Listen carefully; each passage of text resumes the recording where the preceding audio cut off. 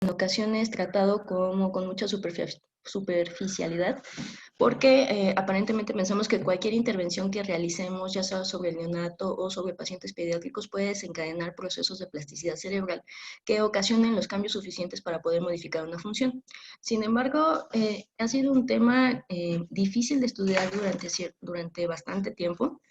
No es tan nuevo, desde 1887 William James acuñó el término de plasticidad, de tal forma que ya llevamos al menos 140 años con este término y aún así cada vez salen más cosas de acuerdo al afinamiento de las herramientas que tenemos para estudiar los procesos neuronales y en el cerebro. Algunas consideraciones para esta plática. Tiene tres partes. Hablaremos en la primera parte sobre la plasticidad, algunas de las definiciones, cuáles son los periodos críticos del cerebro en desarrollo. Tocaremos algunos de los mecanismos moleculares que están involucrados para definir adecuadamente son los factores que influyen en la plasticidad y posteriormente hablaremos de cómo se comportan estos procesos en alteraciones en malformaciones, alteraciones genéticas o procesos patológicos. Y por último retomaremos, ya sabiendo cuáles son los mecanismos y cómo se lleva a cabo la plasticidad, cuáles son algunos de los modelos de neuromodulación e intervención oportuna con los que contamos ahorita. Afortunadamente, hace más o menos 4 años ha habido un importante incremento en la evidencia que soporta las intervenciones que no solamente se realizan dentro de la unidad de cuidados intensivos neonatales, sino también para otros procesos de rehabilitación, para otros pacientes como esclerosis múltiple, lesión medular, daño cerebral adquirido, entre otros. Entonces, bueno, comenzamos con la primera parte. La plasticidad es un proceso conservado entre las especies. Podemos ver aquí en la pantalla, tenemos al gusano más famoso del mundo, el C. elegans, el cual es un modelo muy bonito que nos permite verificar cuántas neuronas tiene. Ya sabemos que tiene 302 neuronas con 56 células gliales y es un modelo que nos permite disecar muchos de los procesos. El cerebro conserva muchos de estos mecanismos a lo largo de las especies hasta llegar al ser humano, el cual tiene 86 billones de neuronas, lo cual, a pesar del tamaño, o sea que no tenemos un cerebro tan grande, sí tiene la mayor cantidad de neuronas, lo cual nos hace ser la especie con la mayor reserva cognitiva que hay. Es decir, que si nosotros tomamos el cerebro de un ratón y lo crecemos al tamaño del humano, aún así nosotros tenemos más neuronas que el ratón con un cerebro de tamaño equivalente y esto propone o nos da algunas ventajas en términos de cognición y funcionamiento cerebral. Entonces no solamente es no solamente es depende del tamaño, sino del contenido de. ¿Qué es neuroplasticidad? Bueno, por definir algún concepto, podemos decir que es un proceso complejo que se da principalmente durante periodos críticos, tanto pre y postnatales, en el cerebro en desarrollo y continúa, aunque en menor grado, durante la adolescencia y la edad adulta. Esto es muy importante de recalcar porque pensamos que la neuroplasticidad es un proceso único, exclusivo de pacientes pediátricos, ¿no? De niños, y que posteriormente ya no existe la posibilidad de generar cambios en el sistema nervioso central. Sin embargo, hay periodos muy importantes aún como la adolescencia y la edad adulta en las cuales podemos aprovechar periodos, algunas intervenciones para mejorar la neuroplasticidad en estos pacientes si es que lo requieren. Es por lo tanto, una capacidad, es un proceso, es inherente, es dinámico del sistema nervioso central, es una capacidad del sistema nervioso central para madurar y cambiar estructural y funcionalmente en respuesta a la experiencia y adaptarse a un daño. ¿Cuál es el origen del término de plasticidad? Si nosotros tomamos en cuenta la gráfica de esfuerzo de formación, podemos ver que cuando nosotros sometemos a un tejido o algún material a un estrés hasta deformarlo, pongamos en nuestra mente un resorte, y lo llevamos hasta tal punto en el cual vayamos más allá de la elasticidad y cuando nosotros quitemos la tensión, la liga ya adoptó otra forma, es decir, ya no volvió a su forma original. Es aquí cuando viene la curva que se denomina la parte plástica o de deformación plástica, es decir, que ya adoptó el material, la forma, una forma distinta, y que probablemente ya no hay atrás, ¿no? Entonces, cuando nosotros nos referimos a neuroplasticidad, nos estamos refiriendo a una serie de procesos que ocasionan tanto la maduración y cambios estructurales y funcionales en respuesta a la experiencia o al daño o a la ontogenia. En el cerebro del desarrollo, lo único que sabemos a ciencia cierta, y ahí vemos a Heráclito de Éfeso un poco consternado, es que la única constante es el cambio. Y eso viene muy ad hoc para los tiempos actuales en los cuales no podemos adaptarnos a una circunstancia de manera tan rápida, ¿no? Sino que estamos sometidos actualmente a como muchos cambios muy rápido, y eso es una constante para el cerebro en desarrollo. Por lo tanto, cuando nosotros en esta clase vamos a hablar de la plasticidad, pero no la plasticidad de la edad adulta, o algunos procesos de intervención que realizamos en pacientes adultos, sino cómo vamos a explotar las características de la plasticidad en el cerebro en desarrollo, que es un cerebro que además de estarse adaptando al cambio, se está adaptando a los insultos que recibe diariamente, como un ejemplo en la unidad de cuidados intensivos neonatales. ¿Cómo estudiamos la neuroplasticidad? Y esta tabla me parece importante porque tenemos información, como ustedes pudieron obtener en la lectura, tenemos información a partir de estructuras neuronales individuales, ¿no? O sea, cómo se forman, la forma de las dendritas, la forma de la sinapsis, el tamaño, el número, pero también tenemos estudios que nos permiten identificar cómo está la estructura a nivel de poblaciones de neuronas, ¿no? Cómo, de acuerdo a la función, también podemos ver si esas sinapsis que están presentes ahí son funcionales, ¿no? Están adecuadamente presentes, y también podemos verificar esta función en poblaciones de neuronas, de tal forma que tenemos no solamente a la resonancia magnética funcional, ¿no? Sino que también tenemos a los potenciales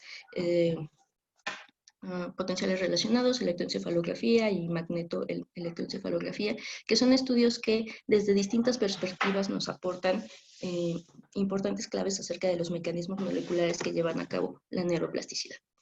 Si les pregunto a ustedes cuáles son las 4 principales características que tiene un cerebro en desarrollo, la plasticidad en un cerebro en desarrollo, ustedes deben tener en cuenta de inicio 4 cosas principales. 1, que las células en donde se desarrolla son diferentes, principalmente se dan en las células de la matriz subventricular, y que existen tipos, ahorita vamos a ahondar un poquito más allá, que sí, en efecto, la plasticidad en un cerebro en desarrollo puede llevar a cabo con mayor velocidad la formación tanto de cuerpos neuronales como de conexiones y sinapsis, y que a diferencia de otros periodos a diferencia de otras edades, aquí sí existen periodos críticos del desarrollo que son muy importantes que conozcamos para poder explotar las características de una intervención temprana u oportuna,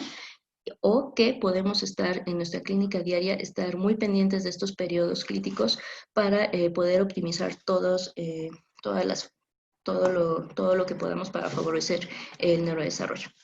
Dentro de los tipos de neuroplasticidad que existen, principalmente existen 3. Uno que es experiencia independiente, es decir, que el cerebro sigue una serie de procesos del desarrollo. Ahorita vamos a ver una imagen. Independiente de la experiencia, es decir, él se forma sí o sí, se forman como los andamios de la conexión. Existe la plasticidad experiencia expectante, y algo importante es que la plasticidad que es dependiente de la experiencia va modelando o va dándole forma, reforzando o derivando hacia apoptosis algunas conexiones cerebrales que no son necesarias ya para la vida adulta. ¿Cómo se lleva a cabo este proceso? Ha sido motivo de intensa investigación. Desde 1936 tenemos a la doctora Kenar que, de acuerdo a algunos trabajos que realizó sobre monos, pudo detectar que, en efecto, un cerebro joven tiene mayor capacidad de recuperación que un cerebro adulto.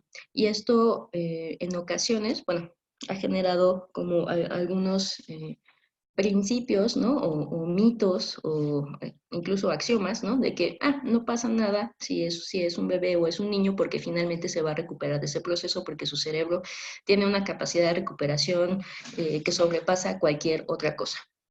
Eso lo vamos a dejar ahí en el tintero. Y después vino Donald Hebb, que en 1949 descubrió que existían redes neuronales que si las redes neuronales estaban activas constantemente, iban a ser redes neuronales que eh, iban a estar posteriormente en todos los procesos. Es decir, que no se iban a destruir, no iban a ir hacia la apoptosis. Y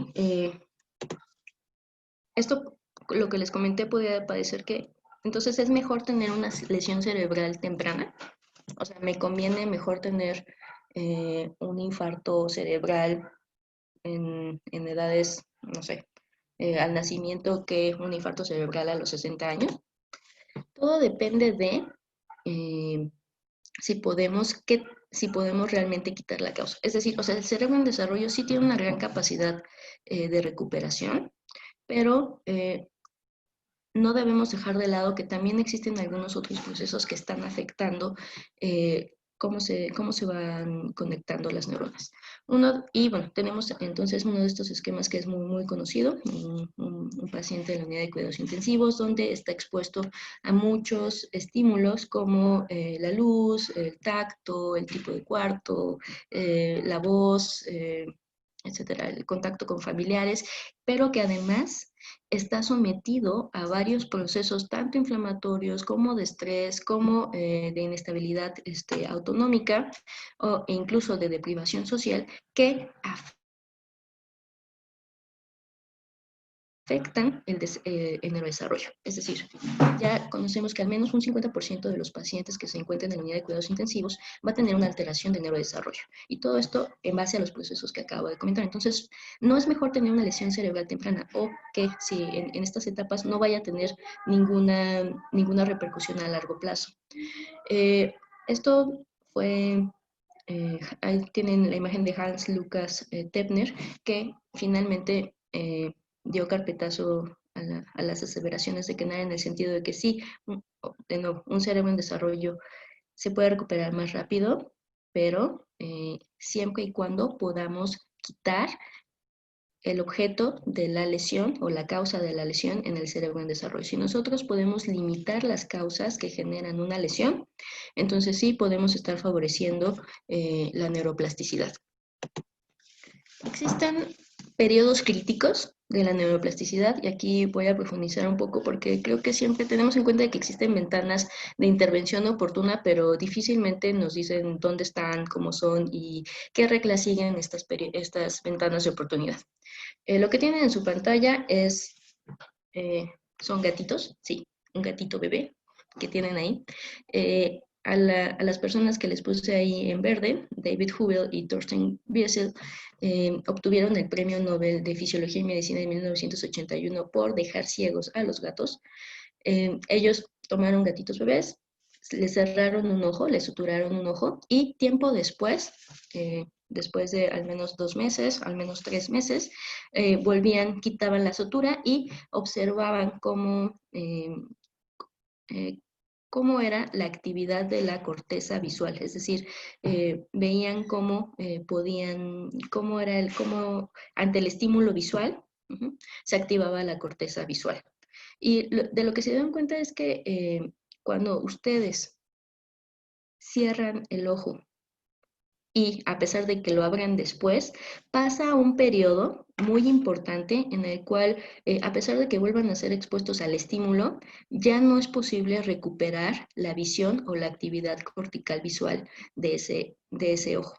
Es decir, que genera cambios permanentes que no son o sea, valga la redundancia, no son revertibles. Y esto, por primera vez en la historia de la medicina, dio las bases para que nos diéramos cuenta de que existen periodos críticos en los cuales si no se recibe el estímulo adecuado, no se genera la red neuronal o la sinapsis adecuada para las diferentes funciones durante las primeras etapas del desarrollo sensoriomotor y entre otras. Esto fue muy importante y es una de las bases que tenemos actualmente para la prescripción de intervención oportuna. Ustedes pudieron revisar en la embriología del sistema nervioso central que existen ciertos procesos importantes como lo es la neurogénesis, como lo es la sinaptogénesis y como es la mielinización, que son momentos cruciales dentro del neurodesarrollo en los cuales si existe una lesión o existe una malformación, puede llevar a cabo consecuencias sobre el neurodesarrollo importantemente, y eso no solamente estamos hablando sobre desarrollo motor, sino también sobre capacidad intelectual, etc. Esto es muy importante que lo tengan en cuenta. Cuando ustedes tienen a sus pacientes internados, tienen que estar conscientes de en qué momento están teniendo la lesión o si, por ejemplo, en el ultrasonido transfrontalero les revelan que existió algún tipo de hemorragia o que existe alguna malformación como esquistoencefalia, que es la que estamos viendo en la pantalla. Eso va a generar diferentes implicaciones sobre pronóstico y también sobre qué es lo que podemos hacer sobre la intervención. En la lectura que tuvieron del doctor Kolb, había esta imagen en la cual pueden ver en la parte de arriba, en el inciso A, cómo el cerebro, las células de la retina se van conectando hacia el tectum óptico. Pero al principio solamente lo hacen por afinidad química, es decir, existe una plasticidad que es independiente de la experiencia. Esto va a pasar sí o sí, pero necesita el estímulo para reorganizar y establecer de manera permanente esta sinapsis. Volviendo al experimento de los gatos, cuando ustedes ocluyen el ojo y no permiten que exista este rearreglo y este establecimiento permanente de la sinapsis, entonces es ahí cuando se generan circuitos aberrantes, cuando se generan o se deshacen algunas conexiones, y entonces aunque ustedes vuelvan a poner el estímulo, ya no hay, o sea, ya no hay vías primarias por las cuales pase ese estímulo para que se pueda llevar a cabo la función, como la visión en este caso, que es una de las funciones más estudiadas por la facilidad que representa el modelo clínico. De tal forma que estas conexiones primarias son las que se forman durante los periodos críticos. Si los periodos críticos son afectados por algún problema, alguna alteración genética, algún químico, etcétera, no se llevan a cabo. Las demás conexiones cerebrales hacia otros hemisferios, ¿no? O dentro del mismo hemisferio, o no solamente dentro de, por ejemplo, tenemos como ejemplo la región visual, ¿no? Que también tiene que conectarse con la corteza motora, que tiene que conectarse también importantemente con tálamo. Estas conexiones son muy importantes para el establecimiento de la función completa. Y es aquí cuando todas las intervenciones posteriores que vayamos a tener son importantes, y también estas conexiones pueden ser sujetas a que no se formen o a que generen circuitos que no necesariamente van a llevar a cabo la función. Ahora, esto de los periodos críticos es muy importante porque genera muchas dudas, ¿no? Es decir, podemos manipular estos periodos, puedo abrir los periodos, puedo mantenerlos abiertos para que entonces obtenga siempre como la mayor la mayor capacidad de neuroplasticidad, o al contrario, si no, podemos cerrarlos de manera intencional. Todo esto es motivo de intensa investigación. Existen aún mecanismos propuestos, como el que les muestro en la pantalla, en la cual a través de factores como el ácido policiálico, ¿no? Y moléculas de adhesión como NCAM, estimulan, y bueno, también el balance de neurotransmisores como el sistema GABA, permiten la apertura del periodo crítico de manera teórica, y el balance de los neurotransmisores, así como el establecimiento de los circuitos, permite el cierre de las mismas. Algo muy importante es las nets perineuronales, que ha sido uno de los tópicos más recientes en el establecimiento de los periodos críticos. ¿Qué quiere decir esto?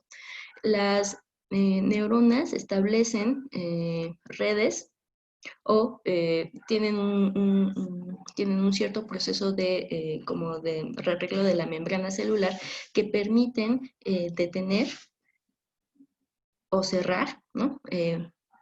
El periodo crítico a través de liberar neurotransmisores. Entonces, volviendo. La definición de un periodo crítico es la ventana de tiempo durante la cual el efecto de la experiencia en el cerebro en desarrollo es inusualmente profunda y puede modular fuertemente los circuitos neuronales. Es decir, durante estos periodos críticos el sistema nervioso central es especialmente sensible tanto a los estímulos buenos como a los estímulos malos. Y por eso es muy importante que nosotros los tengamos en cuenta. Y tenemos aquí que durante los primeros, no todo el cerebro, no todas las diferentes partes de la corteza, no todas las regiones entran al mismo tiempo en los periodos críticos. Es decir, para la corteza sensoriomotora, el periodo crítico es antes. Para la corteza de asociación parietal y temporal va después, y hay un periodo muy importante en la corteza prefrontal, ¿no? Que va después, y esto es muy importante en los procesos de la adolescencia. Cuando están los pacientes prematuros en la unidad de cuidados intensivos, es muy importante que tengamos en cuenta que, por ejemplo, la corteza para la audición, uno de los periodos críticos más importantes son durante los primeros 3 meses. No así la corteza motora, que tiene su principal periodo durante los primeros 18 meses. Tenemos, por lo tanto, la obligación de hacer un diagnóstico temprano para una intervención oportuna y no dejar pasar tiempo para que estos periodos críticos en los que el sistema nervioso central es tan sensible se cierre, y entonces no podemos obtener el máximo de la intervención. Uno de los procesos moleculares más importantes en el establecimiento de la plasticidad sináptica son los procesos de potenciación a largo plazo o de depresión a largo plazo. Todo esto depende del flujo de calcio de la membrana celular. Cuando hay un incremento importante de calcio en la membrana celular, esto activa tanto PKA, PKC como KMK2 y favorece la exocitosis de receptores AMPAR. Esto incrementa la fuerza de la sinapsis y mantiene la actividad. Es decir, que hay aumento de calcio, sale el receptor por difusión lateral, se sitúa en la membrana, refuerza la sinapsis, y esto favorece la formación a largo plazo. Este es el proceso conocido como long-term potentiation. Cuando va a la depresión, ¿qué pasa? El flujo de calcio en la membrana no es tan grande, sino es un flujo bajo, moderado, que estimula el proceso inverso, favorece la endocitosis, igualmente por difusión lateral de los receptores AMPAR, y entonces esta sinapsis no refuerza su actividad y por lo tanto es una sinapsis que puede desaparecer. Este es uno de los principales procesos que tienen que ver con la teoría de Hebb que les hablé hace ratito. A nivel experimental, en humanos, existe también la potenciación. Ya está demostrado que sí existen estos procesos de potenciación a largo plazo. Y podemos ver que la intensidad y la repetición del estímulo son muy importantes y que durante cierto periodo de tiempo obtenemos un pico máximo de actividad. En el caso de la intensidad y de la repetición, todos pueden ver que hay como recuadros verdes en los cuales mantenemos el estímulo, llega a un pico y después, a pesar de que llega al máximo, va disminuyendo poco a poco, aunque se mantienen varias, la amplitud de los potenciales medidos, ¿no?, de la sinapsis. Igualmente varía para la repetición. Cuando nosotros pensamos en neuroplasticidad, solemos centrarnos en la neurona. Pero este solamente es uno de los actores que participan. Existe o ya está definida cuál es la unidad neurovascular para la plasticidad cerebral y pueden ver que existen muchos actores que participan, no solamente es las neuronas, sino las células endoteliales, los pericitos, los oligodendrocitos, los ostrocitos y la microglia. Es decir que cuando nosotros vemos que hay un aumento del tamaño cerebral, ¿no? Que hay un aumento, si realmente queremos ver un aumento de la neuroplasticidad, no, estamos pensando que es un proceso importante que lleva no solamente la implicación de la activación de la neurona, sino la activación importante de otras células que participan y que se necesitan, por ejemplo, los vasos sanguíneos, ¿no? Necesitan más glía para sostener más neuronas y esto es un proceso interrelacionado muy complejo que ha sido difícil de disecar del todo, sobre todo por los modelos actuales que tenemos. Ahora, ¿cuáles son los factores que realmente inducen la plasticidad en el cerebro en desarrollo? Son muchísimos, cada vez se definen muchos más factores. Dentro de los más importantes tenemos no solamente la edad de la lesión, ¿no?, como habíamos comentado en el neurodesarrollo, cuál es la experiencia sensorial y motora que tienen, el estrés pre y postnatal, también la experiencia preconcepcional de los padres, tanto del padre como de la madre, las relaciones del padre con hijo, las relaciones con hermanos, si están sometidos a drogas psicoactivas, la dieta, hormonas, incluso la microbiota y evidentemente la lesión en el periodo perinatal. Todos estos son factores que pueden alterar la plasticidad. Aquí nada más les muestro una imagen en la cual se intenta mostrar cómo es que se afectan o qué procesos se afectan con la experiencia de estrés en el útero y cómo se afectan los procesos de la neurogénesis, la gliogénesis y la migración, así como la sinaptogénesis y la mielinización, que ya habíamos comentado que son los principales procesos, son como los bloques que van a dirigir la plasticidad más a largo plazo. Independientemente de los factores epigenéticos, que también son muy importantes y que van a derivar en cómo se desarrolla la plasticidad. Se desarrolló un concepto a partir de 1996 por Abraham y Beer, denominado metaplasticidad. Es decir, todos estos procesos, factores de los que les hablé, la experiencia en la concepción, antes de la concepción, incluso la microbiota, el estrés, el dolor, algunos fármacos y cuál es la experiencia sensoriomotora, determinan la dirección, el grado y la persistencia de las conexiones sinápticas establecidas y también ocasionan que haya un precondicionamiento o priming de cómo van a ser la calidad de estas conexiones durante etapas posteriores de la vida, la etapa adulta y la vejez. Es muy complejo de disecar cada uno de estos factores y realmente lo que quiero que tengan en cuenta es que no depende de si depende de tantos factores dirigir la plasticidad, no va a depender solamente de una intervención, impactar en todos estos factores y poder corregir o poder intervenir oportunamente sin que haya ninguna consecuencia, ¿no? A largo plazo. O al contrario, a través de algunas otras dienas, ¿no? Como los psicobióticos o la microbiota, podríamos en algún momento modificar los desenlaces de neurodesarrollo de nuestros pacientes, lo cual hace este juego muy, muy interesante.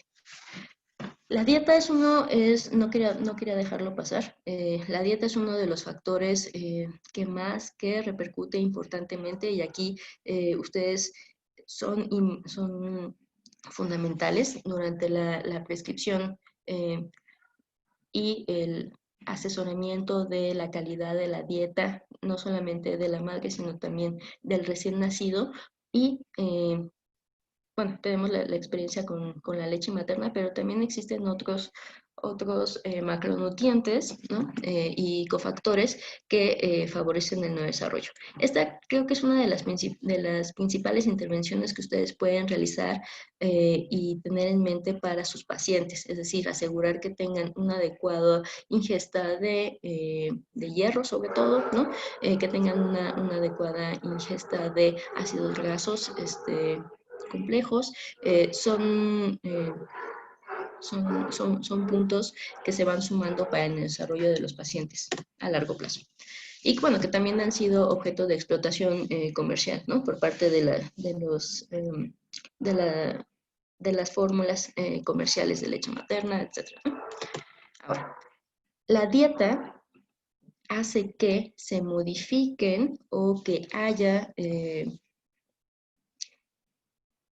diferentes, que se modifique el microambiente en el cual se está desarrollando el contacto del sistema inmunológico con el intestino, y por lo tanto el sistema inmunológico, el sistema inmunológico se conecta con el sistema nervioso, y esto sí genera consecuencias importantes, no solamente sobre la cognición, sino también sobre el comportamiento. Este año se han publicado muchos estudios acerca de cuál es el impacto de la microbiota sobre alteraciones del neurodesarrollo. Y bueno, aquí pueden ver algunos factores que afectan el desarrollo de la microbiota y que pueden alterar probablemente la trayectoria posterior de los pacientes, como es el estrés, ¿no?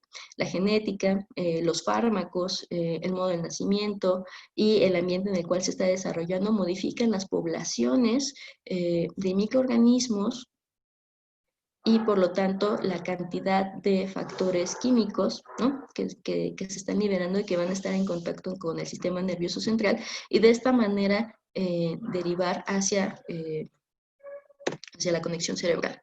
Algo muy importante es que los periodos críticos del neurodesarrollo que les hablé, que tienen en la parte de arriba, se han relacionado también, o se ha visto que existen también variaciones importantes sobre la microbiota, es decir, que coincide los cambios sobre la plasticidad de la microbiota con los cambios en la plasticidad neuronal. A largo plazo, esto podría sí ser un punto no solamente de evaluación, ¿no? De cómo va el proceso de plasticidad, sino que la microbiota podría tener algún papel en el desarrollo de algunas alteraciones, como trastornos por déficit de atención, o incluso trastornos como esquizofrenia, como pueden ver reflejado en la diapositiva. Ahora, entonces, bueno, ya comentamos qué es plasticidad, de dónde viene el término, cómo se define, lo importante que es saber cómo se lleva a cabo el neurodesarrollo, porque podemos identificar los periodos críticos sobre los cuales ya sabemos que el cerebro es mucho más sensible, tanto a los estímulos buenos como malos, y cuáles son algunos de los procesos moleculares que están involucrados en la formación de esta sinapsis. ¿Cuáles son las características principales de la plasticidad en un cerebro en desarrollo? Esto todo en un cerebro normal, ¿no? Si no es en caso de que no existiera ninguna alteración. Les muestro aquí ahora, o en esta segunda parte, vamos a comentar acerca de la plasticidad en estos procesos patológicos, cuáles son algunos mecanismos que están alterados y cuáles son los tipos. En esta diapositiva les muestro que existen varios tipos de neuroplasticidad. Esta es una clasificación propuesta en la cual pueden ver en la parte de arriba que existen neuroplasticidad del desarrollo, neuroplasticidad adaptativa, neuroplasticidad reactiva, neuroplasticidad excesiva o desestabilizante o que se lleva a cabo en condiciones de gran vulnerabilidad del sistema nervioso central, como la encefalopatía hipóxico-isquémica. Y les subrayé aquí en rojo algunas cosas con las que están más familiarizadas, ¿no? La encefalopatía es uno, la otra es los insultos perinatales, y también tienen que tener en cuenta que dentro de la plasticidad normal, durante estos procesos también existen factores genéticos que si están alterados de inicio modifican la maquinaria con la que se cuenta para realizar las conexiones cerebrales. Esto es muy importante en los casos, por ejemplo, del síndrome de Rett y del síndrome de X frágil.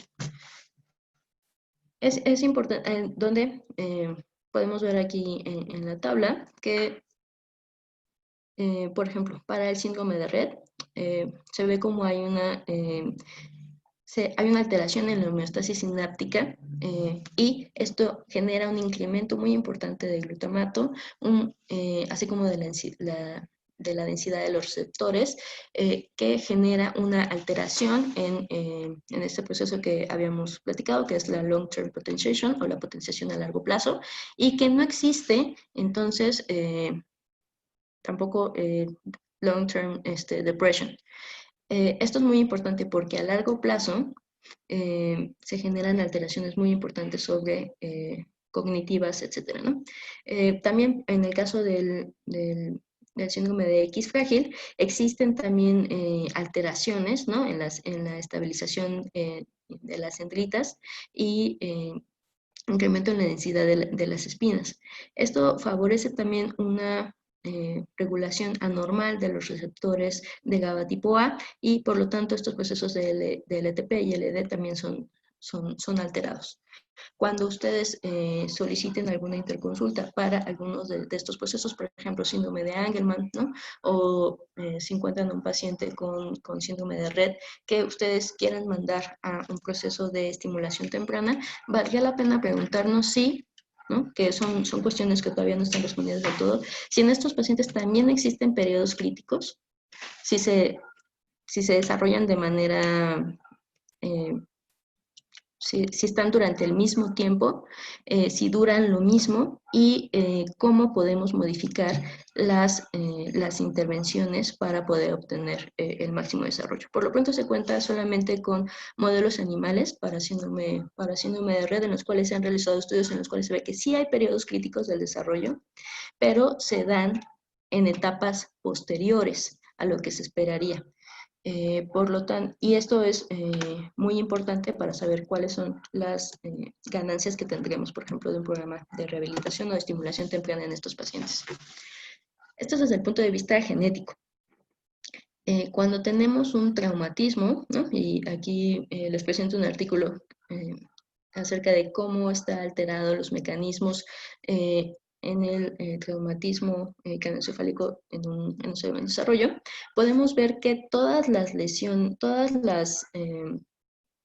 la expresión génica relacionada con la neurotransmisión y plasticidad está disminuida, tanto si la lesión es leve como severa. Al contrario, se favorecen todas las señales que traducen un estrés oxidativo, y esto repercute importantemente para la forma de recuperación. Aquí puede haber una recuperación neurológica y cognitiva importante, pero estas alteraciones de la neuroplasticidad generan alteraciones del comportamiento a largo plazo muy importantes. ¿Qué pasa cuando hay lesiones, cuando hay daño, ¿no? Pero que nos reportan que solamente hay lesiones unilaterales, ¿no? En el caso, por ejemplo, de alguna hemorragia o que existe leucomalacia periventricular, podemos ver que de acuerdo al periodo de exposición puede haber una reorganización interhemisférica, ¿sí? Sin embargo, la función aún así va a estar limitada. Es decir, si nosotros tenemos una lesión en el estado prenatal en el cual se afecten eh, las conexiones de la vía córtico-espinal, puede ser que la doble representación cortical se reorganice, no se pierdan las conexiones que se iban a, que normalmente desaparecen, y que esto supla las conexiones previas, existiendo una reorganización interhemisférica. Sin embargo, aún así, la función de la mano, la función de la extremidad, va a tener una función limitada. Cuando existen, ¿qué pasa en el caso de las alteraciones del sistema somatosensorial? Si no hay después, por ejemplo, no hay reorganización interhemisférica posterior a la formación de la proyección tálamo-cortical, si la lesión se llevó a cabo posteriormente, después del tercer trimestre. ¿Y qué pasa, por ejemplo, si hay lesiones en zonas que sabemos que son importantes para el desarrollo del lenguaje? Puede ser que haya un lenguaje normal o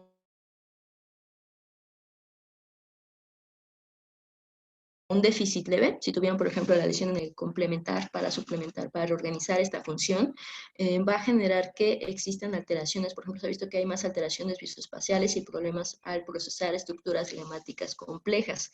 Es decir, sí, el lenguaje tomó o hace uso, ¿no?, de otras áreas que están destinadas normalmente a otras cosas, y existen déficits leves dentro de la plasticidad. Entonces, quiere decir que el cerebro se adapta, va a tratar de suplir la mayor parte de la función, pero la reorganización puede ser no del todo perfecta todo el tiempo, ¿no? Puede haber aún así ciertos déficits que hay que cuidar, y que hay que estar evaluando a los pacientes para detectarlos y poderles darles tratamiento o adaptación oportuna. Ahora, ya que estamos conscientes de cómo es que responde la plasticidad en procesos normales y patológicos, ahora sí, podemos entender un poquito de cómo se realizan a cabo los procesos, o en qué están basados los procesos de neuromodulación, y cuáles son oportunas.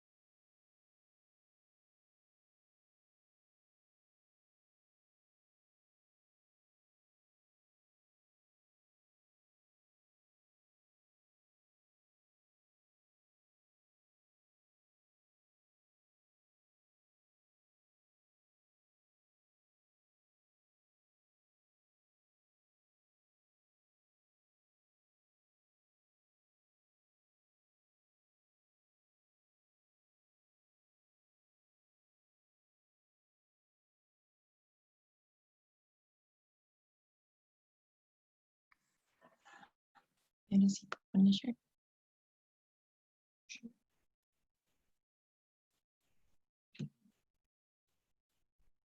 A ver si te ¿Me escuchan?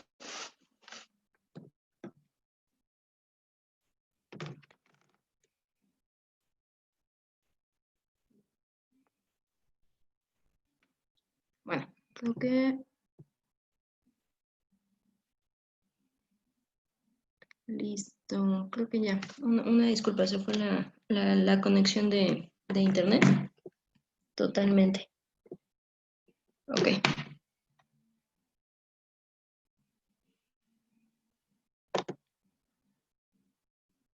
perfecto. Gracias. Se ve que sí me escuchan. Ok, entonces, vamos a pasar la diapositiva. ¿A qué problema nos enfrentamos entonces?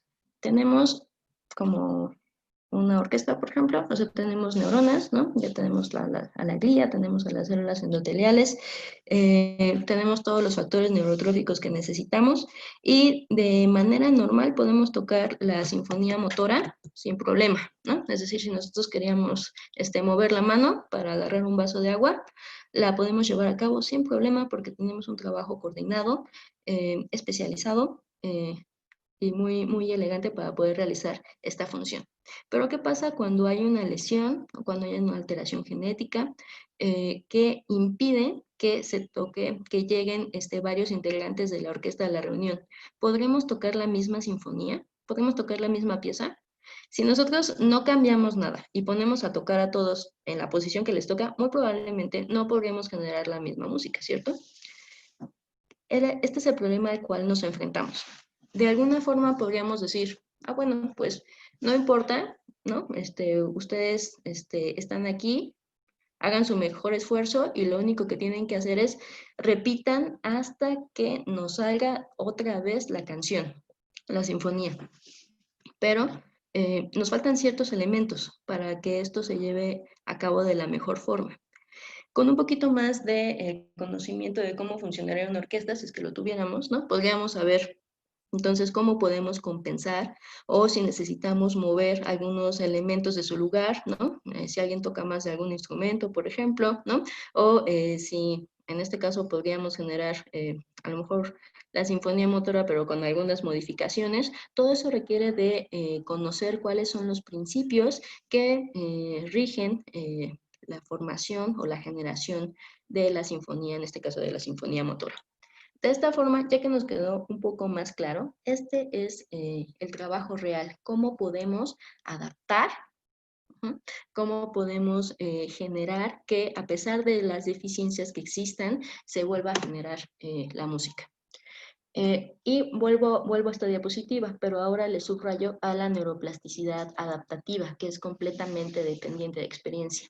Nosotros podemos jugar poniendo dentro del sistema experiencias tanto sensoriales como motoras que pueden generar cambios funcionales y estructurales que favorezcan la función. En esto se basan los distintos tipos de neuromodulación. Esta diapositiva se las pongo porque no quiero que se vayan con la idea de que es únicamente un manejo con terapia, ¿no? Sino que existen otras estrategias, tanto de neuromodulación farmacológica, ¿no? Que se están buscando, eléctrica, ¿no? A través, por ejemplo, de estimulación magnética transcranial o incluso en neuromodulación basada en células a través del trasplante de células madre. Todas estas son líneas de investigación o incluso ya algunos protocolos probados para algunas patologías. Y constantemente se está trabajando en ello para poder optimizar el desarrollo de estos pacientes. ¿Qué tenemos? Nosotros sí podemos generar un efecto morfológico y molecular con el enriquecimiento del ambiente. Se ha visto que aumentan las dendritas, aumenta la densidad tanto neuronal como como de las dendritas como de la sinapsis, aumenta la neurogénesis e incrementa la supervivencia celular a través de la acción de factores neurotróficos, incremento de neurotransmisores y receptores, la expresión de receptores. No todas las actividades que realizamos de enriquecimiento del ambiente favorecen la plasticidad, es decir, no todo lo que hagamos va a generar un cambio suficientemente importante, tanto en la función como en la estructura, que generen que se agregue o que se mejore la función. Existen factores clave para que esto se lleve a cabo en un cerebro en desarrollo.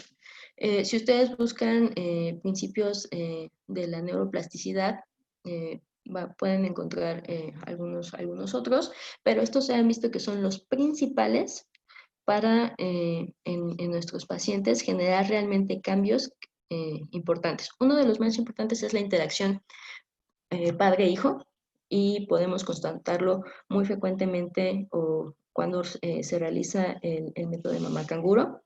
El enriquecimiento, esto tiene que ir acompañado de un enriquecimiento ambiental, no solamente motor, sino cognitivo, social y sensorial. Y este enriquecimiento tiene que seguir algunos principios. Principalmente, lo ideal sería que el niño generara la actividad que fuera específica de la tarea, que sea repetitiva e intensa, y el factor más importante de todos es que sea lo suficientemente relevante e importante para el niño. Si ustedes, les pongo ahorita, o les comparto un libro de matemáticas o les comparto un libro de neonatología, ustedes preferirían abrir el libro de neonatología, ¿no? Al contrario, si les digo, ¿qué preferirían? ¿Preferirían ir a clase de matemáticas o preferirían ir al cine? Preferirían ir al cine.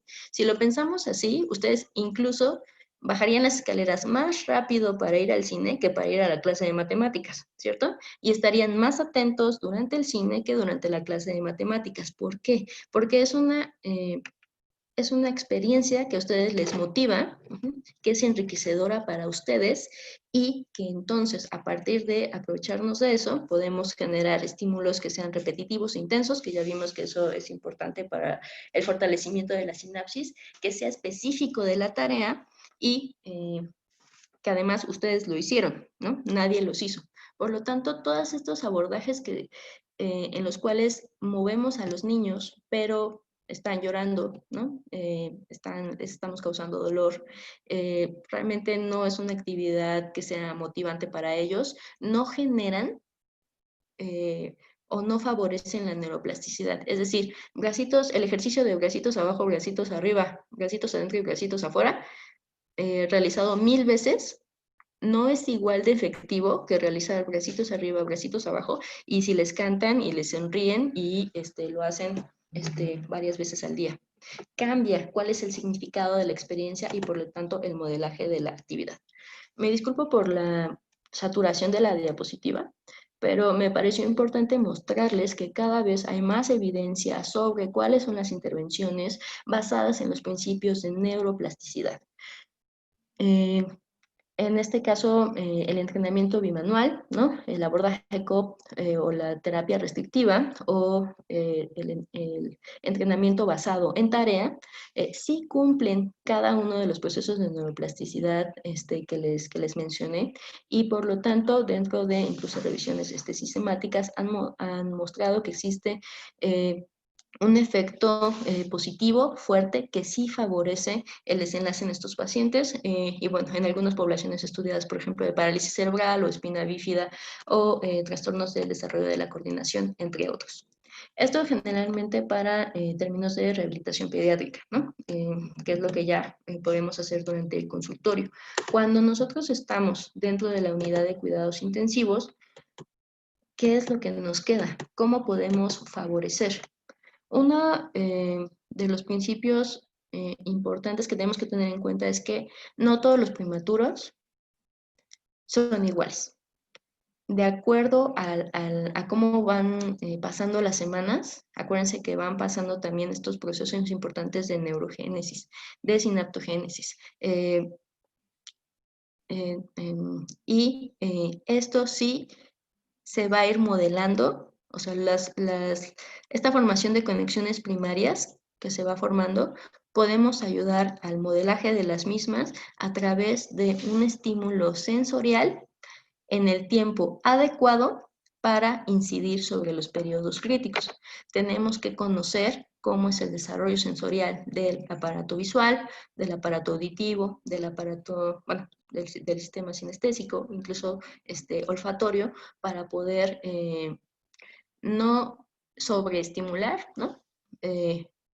Sino hacerlo en tiempo y forma de acuerdo a la edad gestacional, y el tratamiento tiene que ser individualizado, porque puede ser que tengamos a dos pacientes de 32 semanas contiguos, pero uno tiene mucho más afectación, ¿no? O sea, por ejemplo, que tenga una displasia broncopulmonar muy severa que incluso le haya impedido, bueno, que no tenga una buena estabilidad fisiológica, al contrario de otro paciente de 32 semanas que puede ser que no tenga, no, o sea, que ya haya alcanzado la estabilidad autonómica, y en el cual se puedan o pueda soportar muchos más estímulos. En la gráfica les muestro que de acuerdo a cada sistema se puede ir variando el tipo de intervención.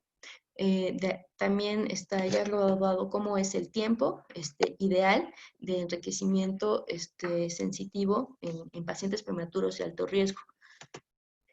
Y existen, les muestro otra tabla en la cual aquí se resalta cuáles son las intervenciones que favorecen realmente la plasticidad en la unidad de cuidados intensivos a través del enriquecimiento del ambiente. Uno de ellos es el método mamá canguro, que es sin dudas uno de las evidencias más fuertes que tenemos, ¿no?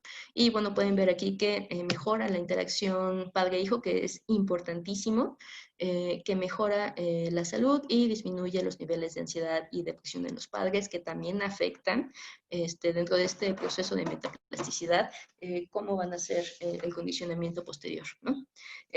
NIDCAP, ¿no? Que es una estrategia multimodal que es importante, que también ha mostrado un buen nivel de evidencia. El soporte, la intervención musical, esta es una revisión del 2019. Ya en lo que vamos del 2020 ya se ha aportado más evidencia acerca de que sí, la intervención musical ya más bien está pasando de una recomendación de amarillo a verde, ¿no? Así de realmente sí es algo que tengamos que hacer, porque se ha visto que mejora la respiración, ¿no? Mejora el patrón respiratorio y reduce el dolor. Así como la nutrición, perdón, la succión no nutritiva, ¿no? Que mejora la autorregulación, reduce el dolor, suplemento, bueno, que ya hablamos del importante manejo de la nutrición, la posición prona, ¿no? La lectura y el cargado, así como el manejo del dolor, son intervenciones que no se desarrollan solo por una persona dentro de la unidad de cuidados intensivos, sino que se desarrollan por cada persona que está en contacto con el prematuro, es decir, todo el personal de enfermería, los papás, ustedes como residentes, los médicos adscritos, todo el personal que está en contacto con ellos va modelando de cierta forma el desarrollo neuronal de estos niños a través de favorecer o de explotar estos principios claves. Uno, favorecer la interacción entre padre e hijo, ¿no? El enriquecimiento del ambiente, y que sea una actividad que sea suficientemente importante, significativa para el prematuro. Ya casi para terminar, entonces, tenemos que estar conscientes de que para un desarrollo normal, cerebral, estamos sometidos a muchas influencias, tanto genéticas, ¿no? Como, bueno, también la modulación epigenética que ya comentamos, que derivan o que afectan de cierta forma la apertura o cierre de estos periodos críticos del neurodesarrollo. Durante estos periodos críticos se favorece la formación de redes neuronales y de neurocomportamiento. Esto se refuerza cada vez más, ¿no? Generando más sinapsis, ¿no? Generando más potencialización de las cascadas de señalización y favoreciendo poco a poco el desarrollo normal. Si alguno de estos procesos se modifica o sufre alguna alteración, existen algunas intervenciones de neuromodulación que se pueden realizar para intervenir directamente. Y esto sigue siendo parte de intensa investigación y probablemente dentro de algunos años ya tendremos algunas opciones mucho más firmes, como por ejemplo la estimulación magnética transcranial en pacientes con parálisis cerebral o alguna otra serie de intervenciones farmacológicas, ¿no? De dieta o lo que les comenté al principio de modulación de la microbiota para poder favorecer el neurodesarrollo. Como conclusiones, mm, creo que la imagen dice más que 1000 palabras. Cada mano que se pone en el cerebro, cada vez que ustedes tocan el prematuro, pueden estar influyendo en el estrés, ¿no? Que está percibiendo el paciente y el, cómo se van fortaleciendo las sinapsis neuronales para formar estas conexiones primarias que posteriormente se van a ir moldeando. No sé si alguien tiene como alguna duda o algún comentario a la clase.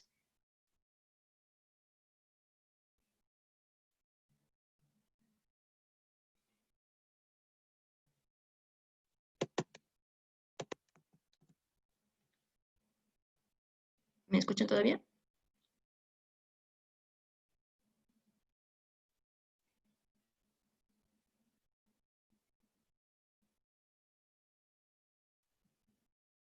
Ok.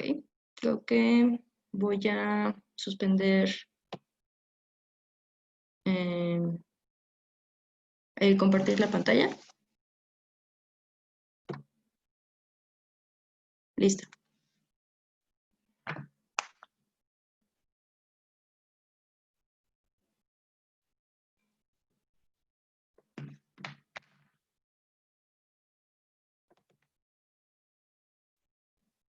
Bueno. ¿Dudas? ¿O algún comentario?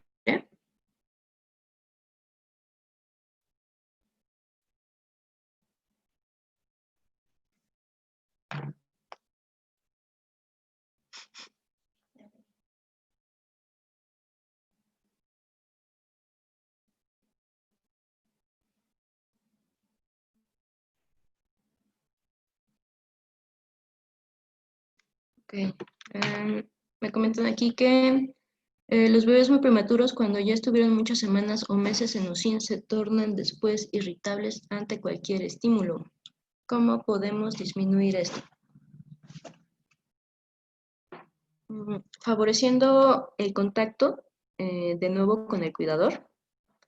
Eh, Estar muy conscientes de que la modulación del ambiente es muy importante. Generalmente, cuando los pacientes, bueno, este año se publicó no recuerdo la revista, pero pacientes en los cuales estaban eh, con mucha problema, sí, con mucha irritabilidad, si se les daba un programa de fisioterapia continua, que es una intervención pequeña que no duraba más de 15 minutos, favorecía que disminuyera la irritabilidad, mejorara la interacción con el cuidador y también que disminuyera la ansiedad que genera esta irritabilidad con la madre. Entonces, cuando ustedes tienen a un bebé que está muy irritable en cuidados intensivos, primero hay que hacer una cosa, ¿cómo está la relación con el cuidador?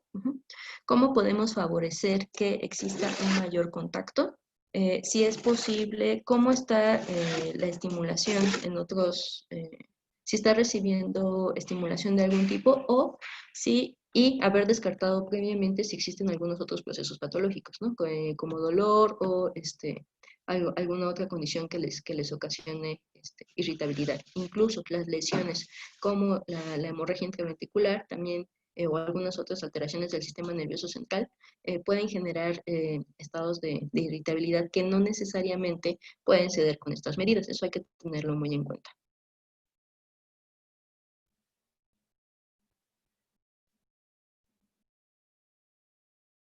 No sé si con esto respondí la pregunta.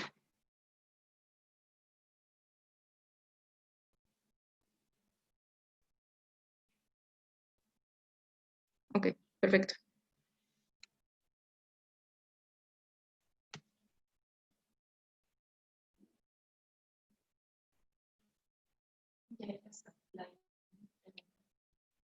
No sé si alguien tiene como algún otro comentario. Yo, doctora, yo lo escribí. No sé si me escucha.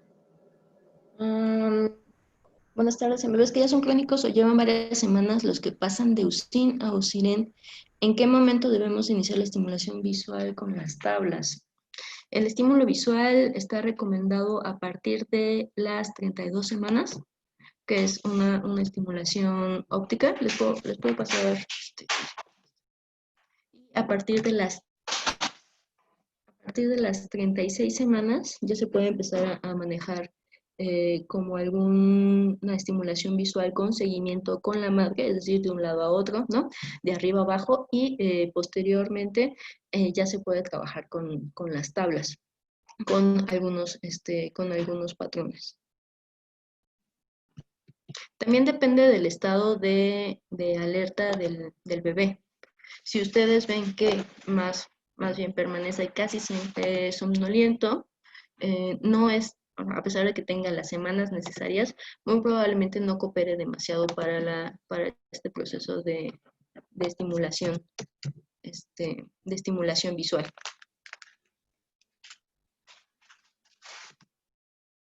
Doctora, gracias. Y otra pregunta. Sí. Antes de que empezara toda la pandemia y esas cosas, cuando un bebé estaba irritable, por lo general, pues, lo cargábamos, lo tranquilizábamos y eso. ¿Eso también lo beneficia en cuanto al método canguro o es más beneficioso si es con los padres o nosotros, o tendríamos, por ejemplo, que implementar algún tipo de pular o algo así? Ah, el contacto, déjenles comparto otra diapositiva. El contacto es muy importante y a pesar de que el mejor resultado es con la madre o con los padres, el personal de salud también está involucrado en eso, ¿no? Ahora, con las medidas em, de limitar el contacto y la sana distancia, existen como algún otro tipo de modalidades que podemos tomar en cuenta. Entonces, les voy a poner aquí, les voy a compartir.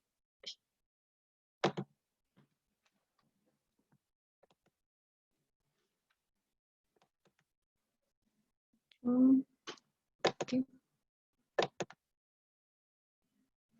¿Pueden ver esta diapositiva que les estoy poniendo? Es intervención táctil.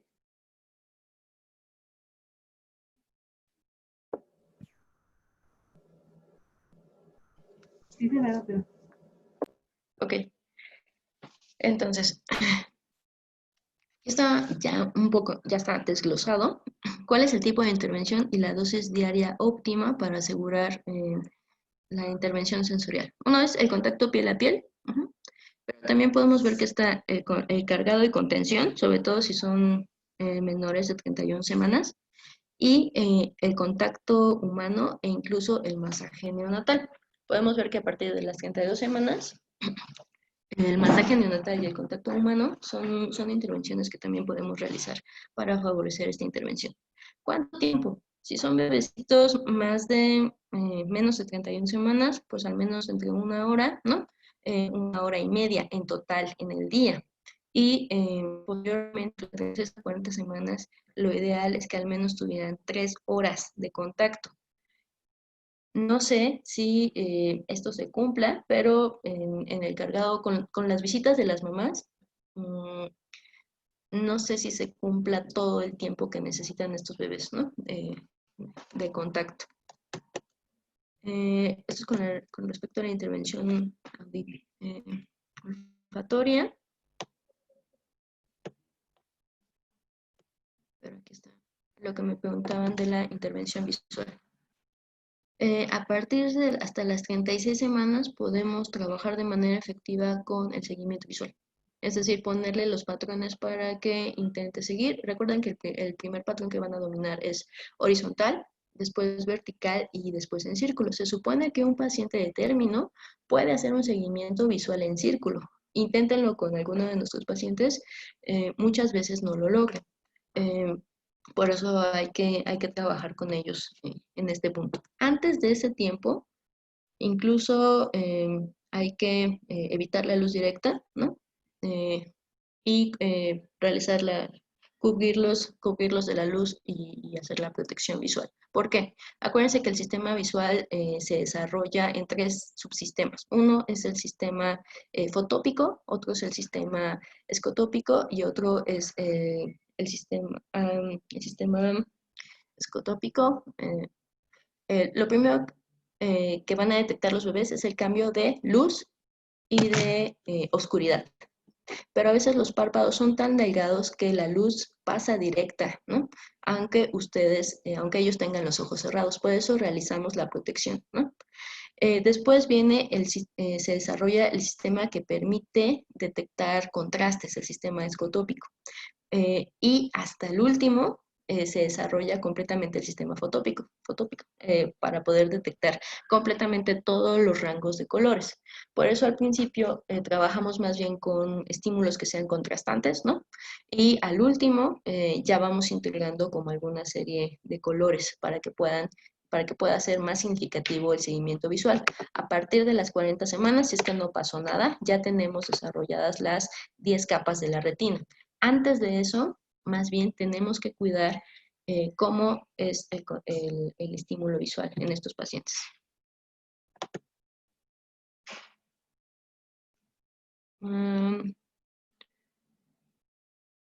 Luego me preguntan, ¿las tablas de ejercicios de succión se pueden usar en todos los bebés? Ese es otro motivo de otra clase.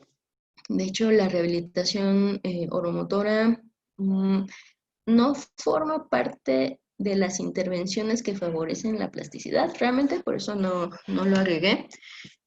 No se pueden usar en todos los bebés. Sí se pueden usar en todos los bebés, pero no todos los bebés tienen los mismos problemas de succión. Algunos pacientes realmente no pueden realizar la succión, ¿no? No tienen un buen reflejo de succión y deglución.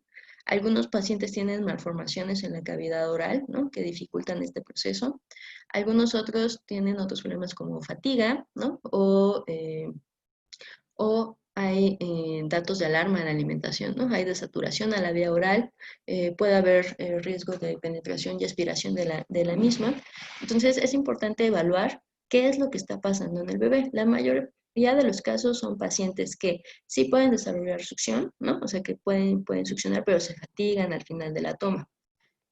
Hay que ver por qué se fatiga. Son pacientes que tienen CPAP, son pacientes que, por ejemplo, tienen una hemorragia intraventricular, grado 2, grado 3, son pacientes que convulsionaron, son pacientes que tienen un síndrome de abstinencia opioides. Todos estos factores, o son pacientes que tienen como alguna alteración cardíaca, todos estos factores repercuten sobre la succión. Entonces, sí pueden hacer los ejercicios con ellos, pero no siempre van a tener el mismo resultado porque no todos tienen la misma causa por la cual no están succionando, ¿no? Entonces, por eso hay que realizar una evaluación adecuada. ¿Ustedes utilizan o prescriben o están prescribiendo los ejercicios de succión en todos los pacientes?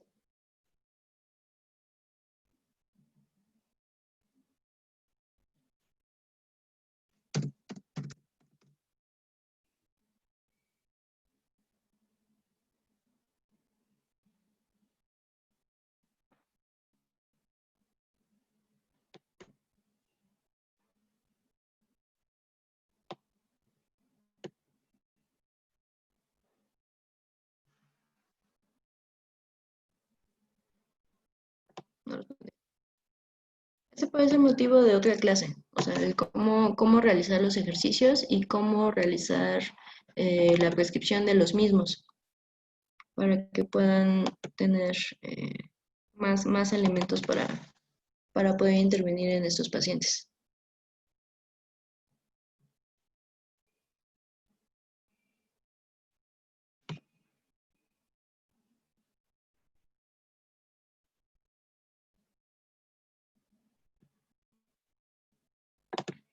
Bueno, ¿siguen ahí?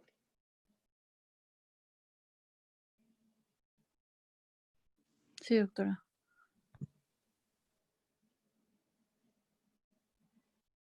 Ok.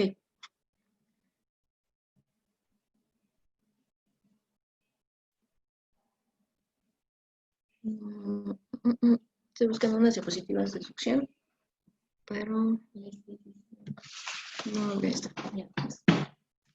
Dice, el auxilio en sí, pero es también un poco complicado porque cada vez hay menos personal y los papás que a veces tienen el apoyo ya no entran a visita. Sí, ha sido complicado porque también no se ha podido facilitar el apego, ¿no? Por el tiempo de exposición. Otra cosa es que es un proceso que involucra directamente la manipulación de la cavidad oral y por lo tanto la generación de aerosoles. Y la otra es que estoy acudiendo al hospital en intervalos, ¿no? Por guardias, lo cual también ha sido difícil el apego con esos bebés en el tratamiento. Un paciente que recibe terapia oromotora mejora el tiempo de estancia hospitalaria más o menos entre 5 y 7 días. No es una solución completa, ¿no? Es decir, que de un día para otro ya estén succionando, pero sí es un apoyo importante para algunos pacientes en especial. No todo se soluciona con el mini specialist feeder, porque bueno, también ha habido problemas en la adquisición del mismo, ¿no? Que llegue al hospital, incluso el envío está tardando entre 3 y 4 meses, ¿no? Si ustedes lo solicitan o lo compran. Eso también ha dificultado un poco los problemas de succión. ¿Qué pueden hacer ustedes? A ver, creo que ya encontré lo que les quería comentar de succión.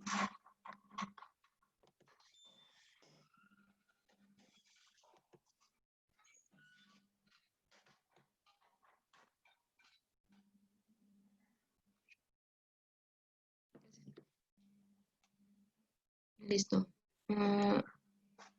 ¿Qué pueden hacer ustedes? Uno, estar consciente de que un paciente prematuro no va a succionar la misma cantidad, con la misma velocidad de leche, ¿no? O sea, pongamos, no sé si alcanzan a ver esta tabla, tenemos tanto pacientes prematuros como pacientes de término que completan su toma. Si no hay ningún problema, pueden ver que los pacientes prematuros, aún así, comparados con los de término, tienen una menor capacidad de bolo, ¿no? de capacidad de volumen en la boca. La tasa también de succión es menor, la amplitud de la succión es menor y por lo tanto la tasa de transferencia de leche también es menor.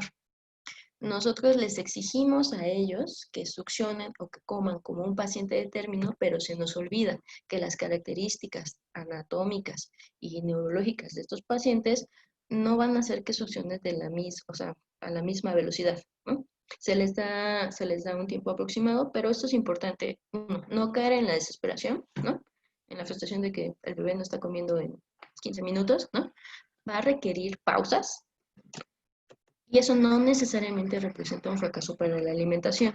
Existen, de acuerdo a las semanas, diferentes patrones, ¿no? O estadios de la succión. Aquí en la gráfica pueden ver que existen 5 estadios principales. El 1 es el más inmaduro de todos, ¿no? En efecto, los pacientes de 26 a 29 semanas, la mayoría tiene este patrón, pero también hay pacientes que tienen estadios mucho más avanzados y rítmicos, ¿no? O sea, pueden ver que tanto para la expresión como la succión, la expresión es más rítmica e incluso de una amplitud,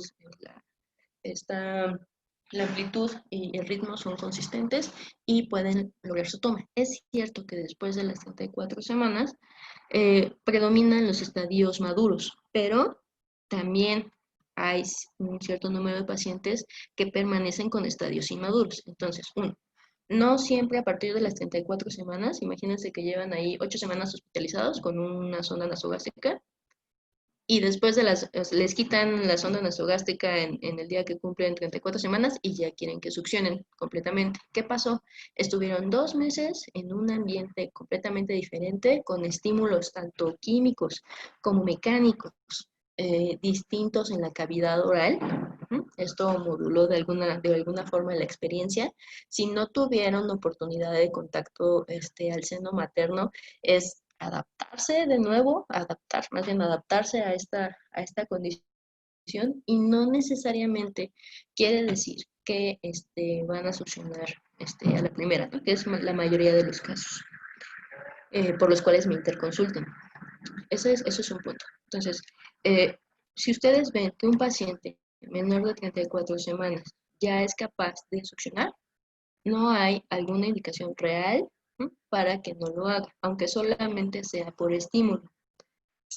En pacientes en los que vayan a prever que exista una gran estancia hospitalaria, o sea, por ejemplo, pacientes que nacieron de 28 semanas, que se van a aventar ahí hasta las 34 semanas, se puede dar manejo rehabilitatorio preoral, es decir, darles terapia de rehabilitación neuromotora antes, aunque no vayan a comer, aunque no vayan a tener inicio de la vía oral, para facilitar entonces la estimulación de la cavidad oral y el desarrollo de patrones mucho más rítmicos, tanto de expresión como de succión.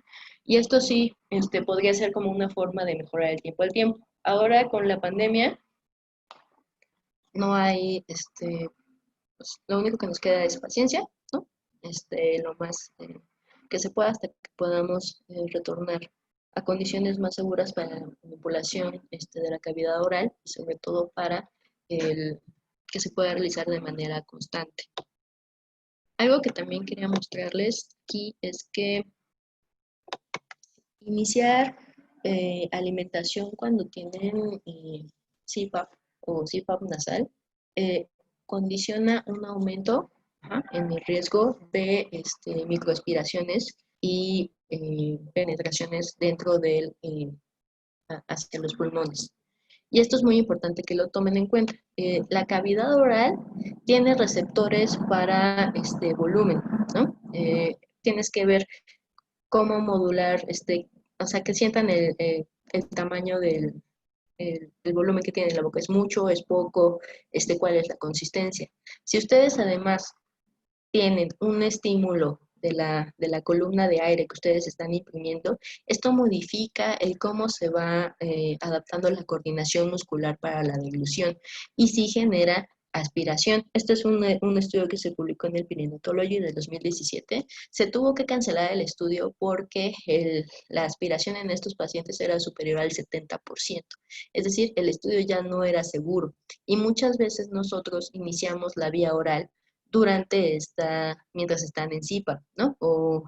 Aquí hay que valorar muy importantemente y ser mucho más, tener mucha más precaución con los datos de alarma y ser mucho más gentiles con la técnica, ¿no?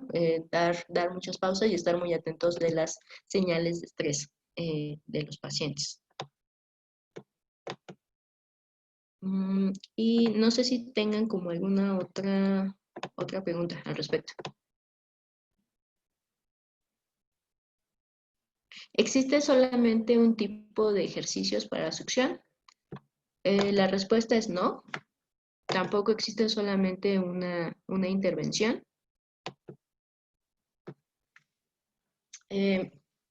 La succión no nutritiva es una intervención que se puede realizar, pero también existe, por ejemplo, succión no nutritiva con estimulación auditiva o succión no nutritiva con estimulación sensorial o dar soporte oral durante la alimentación o combinado.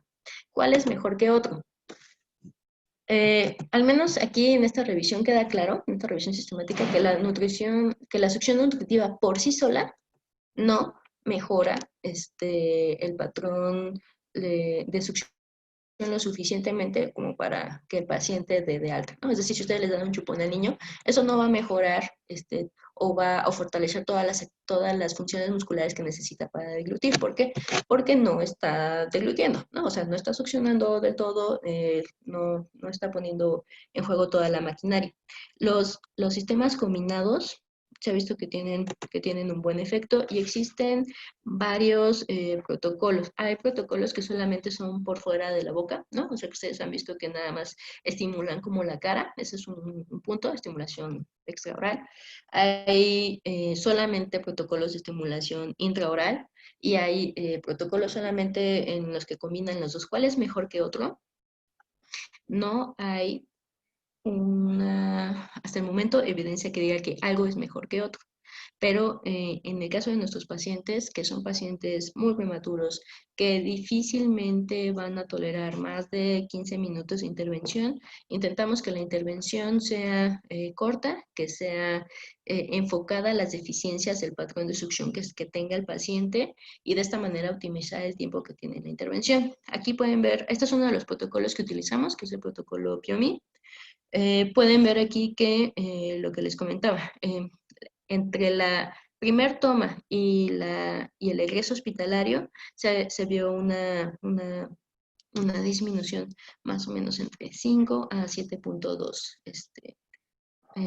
días. Es decir, los pacientes que sí reciben este protocolo, en 7.2 días más o menos pueden llevar a cabo que completen su toma, ¿no?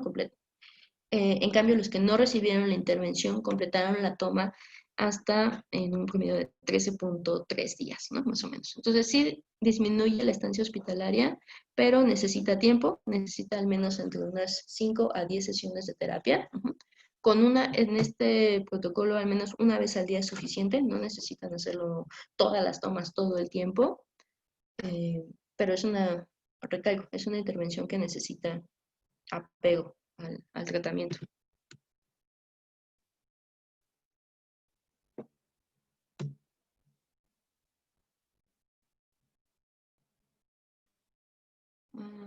No sé si tengan como alguna otra pregunta. Entonces, bueno, retomando. Solo ustedes tienen una serie de ejercicios que es el protocolo de fusil. ¿Se puede aplicar a todos los pacientes? Sí, se puede aplicar a todos los pacientes. De hecho, el protocolo es para pacientes prematuros de alto riesgo, pero necesitan, que el paciente tolere 15 minutos de intervención, realizar adecuadamente los ejercicios y que sea de manera diaria, al menos unas 5 o 10 sesiones para ver realmente la mejoría. Si tenemos una vez sí, otra vez no, difícilmente vamos a poder obtener un beneficio con los ejercicios de succión.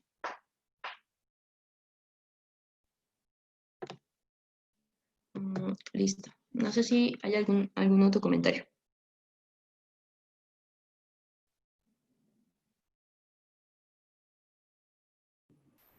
Pues muchas gracias, Mayra. Estuvo excelente la plática.